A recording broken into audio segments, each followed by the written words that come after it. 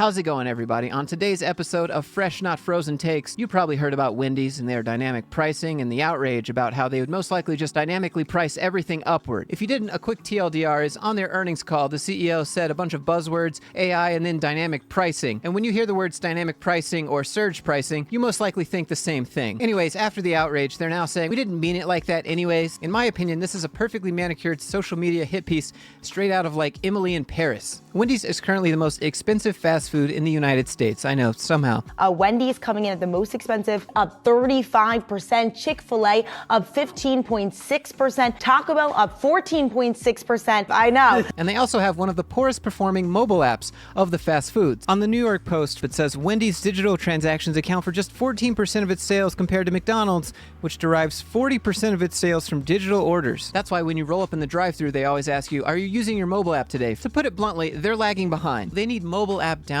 so they can recommend stuff with AI or personalized deals or geolocate you so they can offer dynamically priced deals. It's easy to imagine they knew exactly what this would do. Typically, everything that is said on an earnings call has been approved by corporate, by the media team, and by the marketing team. You start huge PR drama for free by using the words dynamic pricing, knowing how similar it sounds to surge and peak pricing. And then you get someone on social media or TikTok and you make a response to it and rage bait it. You generate loads of attention, then you wait a few days and you don't say anything. You really let that attention build up. You need to make it seem like you're rethinking your decision. You're hearing the outrage and you respect your customers, your consumers. And then when you finally respond, you just claim the whole thing was a big misunderstanding and you simply want to provide value to your customers and shareholders. This is almost better visibility than the Super Bowl for nothing. Don't even apologize. Just use the remaining media outrage to perfectly time your March Madness deal where people can get a $1 burger and all they have to do is download their mobile app. Please, download our app. McDonald's, stop.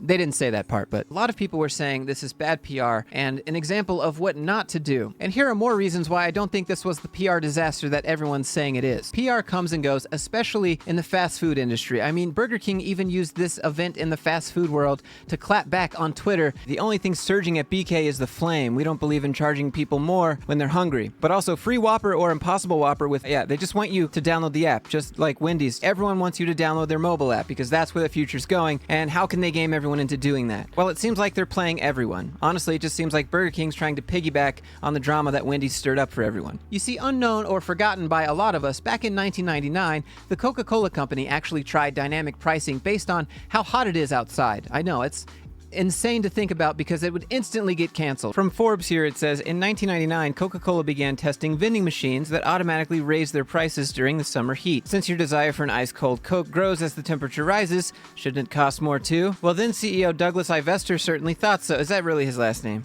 Anyways, but customers were furious. People tossed around the term price gouging, and Pepsi, coincidentally, was quick to point out that Coca-Cola was taking advantage of people in hotter climates. Coke suffered some intense public backlash before pulling the idea entirely and hiring a new CEO that very same year. Now, why does that matter? Okay, the CEO of Wendy's right now worked at the Pepsi company for 32 years. Now, maybe it's just me here, but I think if you worked at Pepsi for 32 years and you were there when this happened at your biggest competitor and you saw how it played out, but there was no social media to keep track of it, and there is now, well, why don't you try it again? Of course it won't work, but it generates attention for free. And again, what do they need? App downloads. How do you get that? Attention. Here's the absolute cherry on top. With all of the drama focusing on that garbage that's all made up anyways, no one's even mentioned the huge $500 million stock buyback that Wendy's is doing. Oh, and did I mention they also raised their dividend for shareholders? It's up to 25 cents now. Doesn't this corporate nonsense just make you want to pull your hair out? Well, it did me, but I still have hair, and that's thanks to Keeps. I made a couple videos about this before where I talked about losing my hair and going bald in my family line, and when you look at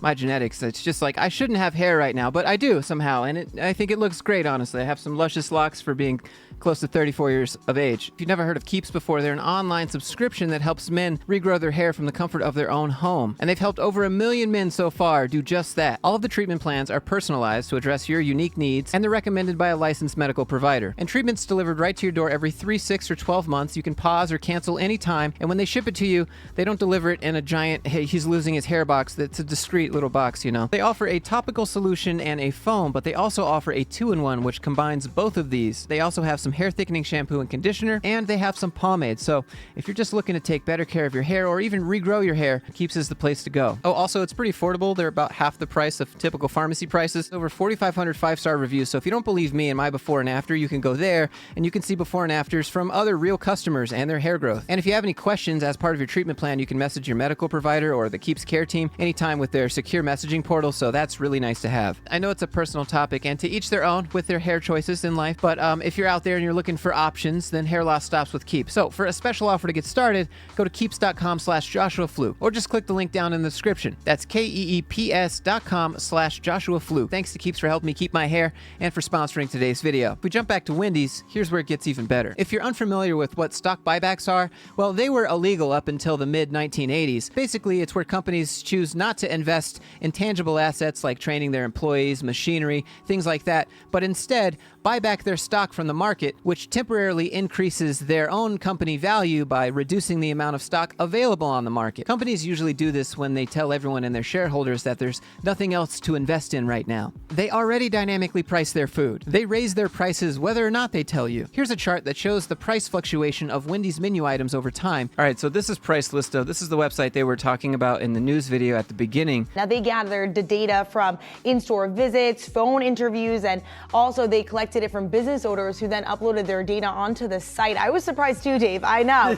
I was surprised too. If you come to Wendy's and you click Show Price Change Data, you can scroll down and you can see the different fluctuations in their different items, and most of the time, it's just going up. Another clever thing with dynamic pricing is that if they do manage to bring the prices down to get people to come to the restaurant when it's slow, that means people will really have to pay attention. It'd be really easy to raise the price of everything as long as you bounce back and forth between a discount range, or what would probably be advertised as a dynamic price just for them. And you can see they already dynamically price all of their items just the way they want, whether or not they mention bringing it to customers in an earnings call. But I'm sure the extra awareness is nice for Wendy's. If you read their non-apology/explanation thing really carefully, really look at the wording here. They say, this was misconstrued in some media reports as an intent to raise prices when demand is highest at our restaurants. We have no plans to do that and would not raise prices when our customers are visiting us the most. Nah, they wouldn't. They would just raise prices whether or not they tell you. Oh, and in other reasoning, Wendy's also said that offering dynamic pricing would allow them to lower prices to get people to come to their restaurant, and it would also help them know when to staff their restaurants. So I guess they can have an even more skeleton of a skeleton crew that run most fast food restaurants. My opinion, at least, it's still greedflation with a whole bunch of free marketing. All the executives and CEOs in the food and beverage industry right now are just taking notes and laughing all the way to the bank. Anyways, that's my fresh, not frozen take. Here on the channel, if you enjoyed the breakdown, click that subscribe button, click that like button, and share it with someone else that you think took the bait but is also probably enjoying their $1 burger. We all know who that is. Thanks again to Keeps for sponsoring today's video. If you click my link in the description or just go to keeps.com/Joshua Fluke, you'll get a special offer to get started. Having said all that, I hope everyone's doing well, and I'll see you in the next one.